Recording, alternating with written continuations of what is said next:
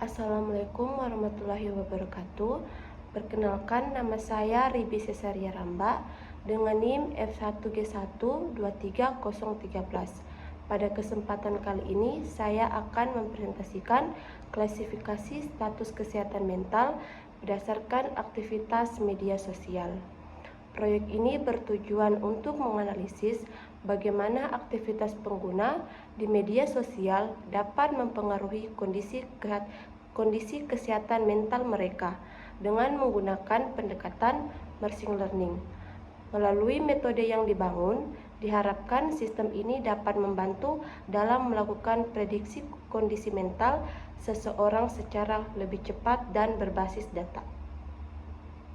Baik, yang pertama latar belakang. Seiring dengan perkembangan teknologi, pengguna media sosial terus mengalami peningkatan yang semakin banyak.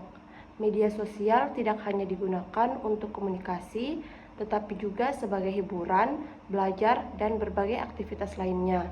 Namun, di balik manfaat tersebut, pengguna media sosial yang berlebihan dapat memberikan dampak negatif terhadap kesehatan mental, seperti meningkatnya tingkat stres, kecemasan, bahkan gangguan tidur. Dalam hal ini, machine learning menjadi solusi yang tepat dapat mampu mengelola data dalam jumlah besar dan menemukan pola tersembunyi yang tidak mudah secara manual. Tujuan utama dari penelitian ini terdiri dari beberapa poin. Pertama, untuk menganalisis hubungan antara aktivitas media sosial dengan kondisi kesehatan mental pengguna. Kedua, untuk membangun model klasifikasi menggunakan algoritma machine learning yang dapat memprediksi kategori kesehatan mental seseorang. Dan yang ketiga, untuk membandingkan performa dari beberapa algoritma yang digunakan sehingga dapat diketahui model mana yang paling optimal dalam menyelesaikan masalah. Baik, selanjutnya yaitu dataset. Di sini dataset yang digunakan dalam penelitian ini bernama Social Media Impact on Life. Dataset ini berisi berbagai fitur. Adapun fiturnya yaitu durasi pengguna media sosial dalam sehari-hari, pola tidur, serta aktivitas harian lainnya. Selanjutnya itu target yang digunakan adalah skor kesehatan mental yang kemudian akan dikategorikan menjadi beberapa kelas. Selanjutnya pada tahapan processing dilakukan beberapa langkah penting untuk memastikan data siap digunakan dalam proses modeling. Yang pertama itu data dilakukan pembersihan data seperti menghapus nilai yang kosong atau tidak, serta data yang tidak valid. Yang kedua, menghapus kolom yang tidak relevan atau tidak memberikan kontribusi terhadap model. Yang ketiga, dilakukan fitur engineering dengan membuat fitur baru yang merupakan perbandingan antara waktu penggunaan media sosial dengan waktu tidur. Fitur ini dianggap penting karena dapat menggambarkan keseimbangan antara aktivitas online dan kebutuhan istirahat yang sangat berkaitan dengan kondisi mental seseorang. Setelah processing selanjutnya akan dilakukan proses labeling pada data. Skor kesehatan mental yang sebelumnya berupa nilai numerik diubah menjadi kategori yaitu low, medium, dan high. Proses ini dilakukan agar permasalahan dapat diselesaikan sebagai masalah klasifikasi. Dengan adanya label ini, model machine learning dapat belajar untuk mengelompokkan data ke dalam kategori tertentu berdasarkan pola yang ditemukan pada fitur. Baik, selanjutnya algoritma. Dalam penelitian ini digunakan 3 algoritma machine learning yang berbeda, yaitu Random Forest, Curated Neighbor, dan Support Vector Machine.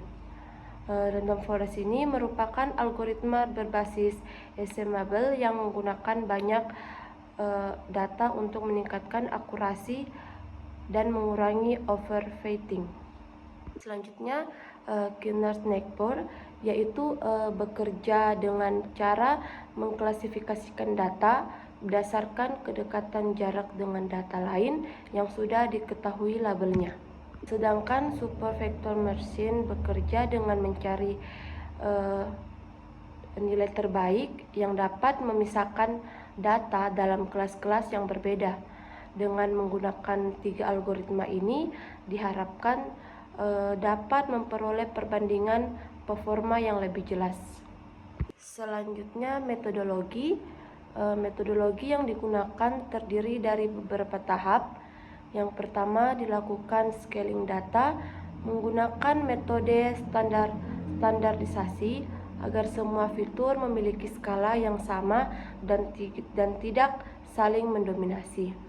Yang kedua, data dibagi menjadi data training dan data testing dengan beberapa skenario pembagian seperti 730, 820 dan 70 30, 80 20 dan 90 10. Pembagian ini dilakukan untuk melihat bagaimana model bekerja pada kondisi data yang berbeda. Selanjutnya terakhir dilakukan hypermeter tuning untuk menemukan parameter terbaik dari masing-masing algoritma sehingga performa model dapat dioptimalkan. Selanjutnya evaluasi model dilakukan menggunakan matrik akurasi. Akurasi di sini menunjukkan persentase prediksi yang benar dibandingkan dengan keseluruhan data. Selain itu, dilakukan juga perbandingan antara model untuk melihat algoritma mana yang memiliki performa terbaik. Evaluasi ini sangat penting karena menjadi dasar dalam menentukan model yang paling optimal untuk digunakan. Selanjutnya, visualisasi. Di sini pada bagian ini akan ditampilkan visualisasi data dalam bentuk grafik. Di sini grafik menunjukkan distribusi jumlah data pada masing-masing kategori kesehatan mental. Terlihat bahwa kategori medium memiliki jumlah yang paling dominan dibandingkan kategori lainnya. Sementara itu, kategori high memiliki jumlah yang lebih sedikit, yang berarti hanya pengguna yang mengalami kondisi mental yang lebih tinggi atau lebih berat. Selanjutnya, kategori low memiliki jumlah paling sedikit yang menunjukkan bahwa hanya sebagian kecil pengguna yang berada kondisi mental terendah atau stabil. Dari grafik selanjutnya, dari grafik ini terlihat bahwa sebagian besar pengguna menghabiskan waktu sekitar 4 hingga 7 jam per hari di media sosial, dengan puncak distribusi berada di sekitar 5 hingga 6 jam. Hal ini menandakan bahwa kebiasaan penggunaan media sosial di antara lain relatif konsisten dan tidak didominasi oleh nilai ekstrim. Untuk grafik selanjutnya, grafik ini menunjukkan correlation matrix yang digunakan hubungan antara variabel dalam dataset. Di sini memiliki warna yang berbeda. Warna terang menunjukkan korelasi positif, warna gelap ditunjukkan untuk korelasi negatif.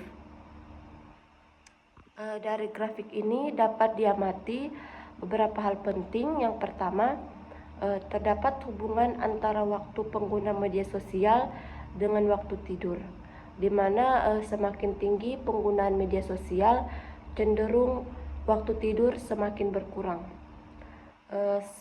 Selanjutnya, terdapat hubungan antara waktu tidur dengan skor kesehatan mental yang menunjukkan bahwa kualitas dan durasi tidur berpengaruh terhadap kondisi mental seseorang. Sekian presentasi dari saya, kurang dan lebihnya mohon dimaafkan. Sekian, terima kasih.